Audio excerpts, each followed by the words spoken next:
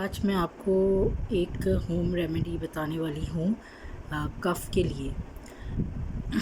आप लोग बोलेंगे मलिया अचानक फैमिली व्लॉग्स और डेली रूटीन शेयर करते करते ये होम रेमेडी और टोटकों पे कहाँ से आ गई। तो इंसान जब उस पे खुद पे पड़ती है ना, एक्सपीरियंस होता है उसके साथ, तो फिर उसको होता है और तकलीफ़ होती है, वो सहता है, तो उसको होता है कि जो उसके साथ हुआ ना तो वो आगे वो शेयर करे। अच्छी बातें, अच्छी चीज़ हमेशा दोस्तों में, अपनों में शेयर करनी चाहिए हमें। तो मेरे साथ भी कुछ ऐसा ही हुआ।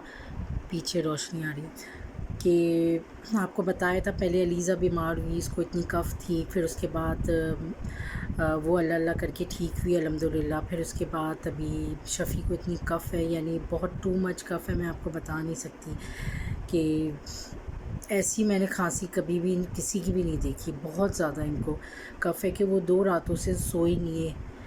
6 दिन से इनको इस कदर तकलीफ़ दे वाली खांसी है कि इनका गला, इनका सीना, इनका बैक, यानी हर चीज़ इनको बहुत ज़्यादा पेन कर रही है खाँस के। एक खांसी के सिरप होते हैं जिसमें कहा जाता है और होता भी है कि जिसमें नींद होती है, ठीक है। वो सिरप भी वो पी रहे हैं, पिला रहे हैं इनको, यानी इतनी बॉटल्स उन्होंने पी ली है, लेकिन वो खांसी है कि इनकी जाने का नाम ही नहीं ले रही है। मैं कहती हूँ डॉक्टर के पास चले, तो कहते हैं नहीं, खांसी के लिए क्या डॉक्टर के पास जाए, वो अपने टाइम से ही जाएगी। तो बस दुआ कीजिएगा आप लोग भी कि ठीक हो जाए इनकी खांसी, इनको आराम आए इससे।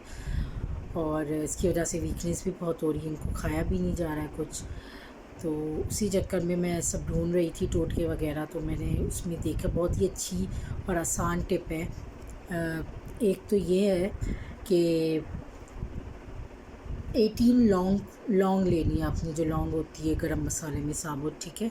और 18 हमने इलायची के दाने, वो इलायची को खोल कर उसके अंदर जो ब्लैक सीड्स होते हैं ना, वो 18 लेने हैं वो भी।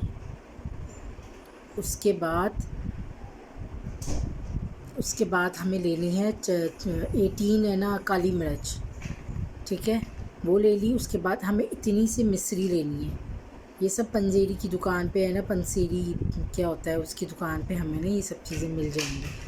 और है ना इतनी सी हमें सौंफ लेनी है, ठीक है।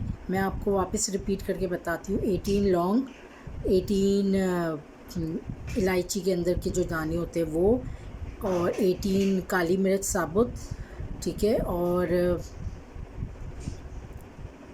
इसके अलावा क्या मैंने बोला था, हाँ, मिश्री इतनी सी लेनी है, ठीक है। और इतनी सी हमें सौंफ लेनी है, ठीक है। इन सब चीज़ों को ग्राइंडर में आपने पीस लेना है, इसका पाउडर बना लेना है, ठीक है। और डेली आपने खाने के बाद इतनी इतनी चम्मच जो है, यानी समझे जो टीस्पून होती है वो लेकर, या हाथ में थोड़ा सा लेकर आपने इसको ना इधर साइड में दबा देनी है, और फिर इसको चूसते रहना है। चूस के जो उसका जूस है वो आपने हलक में उतारना है उसको। तो ये आपने 4 से 5 दिन में आपने ये करना है, तो इंशाल्लाह इससे ना आराम आ जाएगा। मैं भी आज सेकंड डे है, मैं ये अप्लाई कर रही हूँ, तो मुझे लगता है कि मैं पूरी तरह से तो नहीं कहूँगी कि फ़र्क हो गया है, लेकिन बहुत थोड़ा यानी फ़र्क हुआ है इनको। तो मैं ये अमल 5 से 6 दिन तक ज़रूर करूँगी। तो मैंने कहा कि आप जो भी देख रहे हैं, जिसके भी आसपास है, कोई भी बोलता है या रिश्तेदारों में, अपनों में, किसी के घर में इस तरह की किसी को खांसी, वो खांसी चाहे आपको बलगम रेशे वाली हो, चाहे वो आपको ड्राई खांसी हो, चाहे वो आपको यानी बहुत ही पुरानी जो खांसी होती है ना वो हो, तो इससे इंशाल्लाह अल्लाह ताला के फ़ज़ल करम से इंशाल्लाह आपको है ना आराम आ जाएगा। तो ये आप लोग ज़रूर, अल्लाह ना करे कभी किसी को इस तरह से खांसी हो। दुआ तो यही है अल्लाह ताला सबकी अच्छी सेहत रखे। लेकिन बिलफ़र्ज़ वेदर ऐसा है, चेंज हो रहा है, हर कोई बीमार हो रहा है, वायरल है ये, तो किसी न किसी घर में किसी के भी हो, किसी के जानने वाले हो, तो आप ज़रूर उनके साथ ये सब है ना शेयर कीजिएगा, ठीक है। तो मैंने कहा मैं आपके साथ शेयर करूँ। मैं बहुत सारी चीज़ें ऐसी है जो मैं अब है ना रीड कर रही हूँ अबाउट टोटकों पे, तो मैंने कहा कि मैं आपके साथ है ना शेयर करूँगी आगे भी, ठीक है। एक मैंने देखी थी डेंगू की और मलेरिया का जो बुखार होता है उसकी भी। अच्छा मैं आपको बताती हूँ आज है ना मलेरिया के बुखार का भी आपको, ठीक है। आपने है ना लेमन लेने हैं 6 to 7, ठीक है। वो लेमन लेके रख लेने हैं अपने घर में, ठीक है। उसके बाद आपने क्या लेना है, एक तवा हो गया, सही है। तवे को अच्छे से गर्म करना है आपने। उसके बाद लेमन को बीच में से काटना है, बीच में से काटने के बाद आपने जो लेमन कटा हुआ है ना उसको तवे पे ऐसे गोल गोल फेरना है, ठीक है। यानी अंदर से वो लेमन गर्म हो जाना चाहिए, सिकाई हो जानी चाहिए उसकी पूरी तरह से, ठीक है।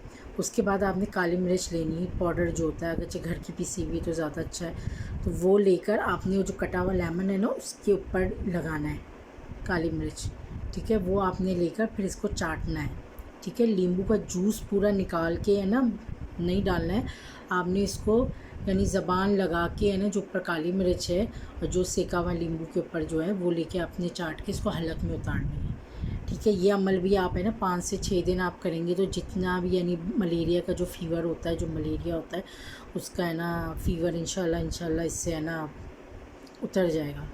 अगरचे बच्चों को है मलेरिया तो उसको यानी आप है ना थोड़ा सा ही यानी आधा यानी छोटा जो नींबू होता है वो, और जो बड़े हैं वो दोनों नींबू के दोनों साइड्स जो हैं वो काली मिर्च लगा के फिर इसको चाटेंगे और इसको हलक में ऐसे उतारेंगे। नींबू को मैं वापस बता रही, नींबू को दबाना नहीं है, दबा के यानी नहीं चूसना, सिर्फ जो ऊपर ब्लैक पेपर है जो पाउडर है ना वो फॉर्म में आपको लेकर फिर आपने इसको हलक में ना लेकर जाना है, ठीक है। 5 to 6 डेज़ आप ये अमल इंशाल्लाह करेंगे तो इंशाल्लाह मलेरिया का जो बुखार होगा वो जड़ से ख़त्म हो जाएगा, ठीक है। चले मैं इंशाल्लाह आगे आपको नई टोटके, नई रेमेडी, होम रेमेडी आपको शेयर करती रहूँगी जैसे जैसे मुझे पता चलेगा, ठीक है। आपको मेरी ये अच्छी लगी तो लाइक कीजिएगा, शेयर कीजिएगा आगे और सब्सक्राइब कीजिएगा, ठीक है। तब तक के लिए अल्लाह हाफ़िज़, दुआ में याद रखिएगा। अल्लाह हाफ़िज़।